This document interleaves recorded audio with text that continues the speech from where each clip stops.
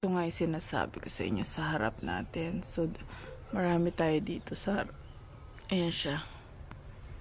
Makita nyo. Wait lang. Ayan. Ang pinakang puno niyan. Nasa malaking pot. As you can see. Marami siya.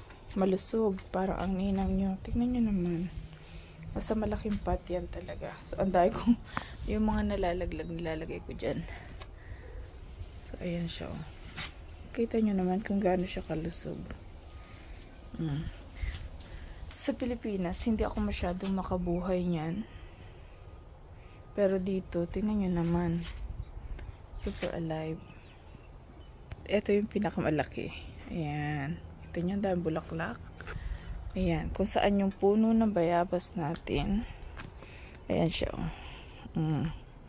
Malaki na siyang puno. Kita nyo naman yung pinakang puno niya. So, ayan. So, andyan yung ating strawberry guava. As you can see, ayan siya sa gitna. Ayan, meron pa dyan. Manghingi tayo ng isang piraso. Tada!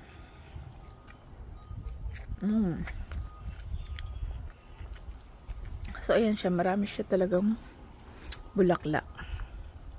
Meron pa isa dito. Ito yung isa natin. Ayan. Malapit sa ating garahe. Ayan.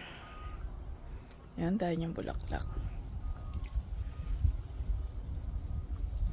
Tapos meron tayong medyo maliliit. Kita niyo yung dahil bulaklak niya. Hingi pa tayo ng isa. Isa pa po.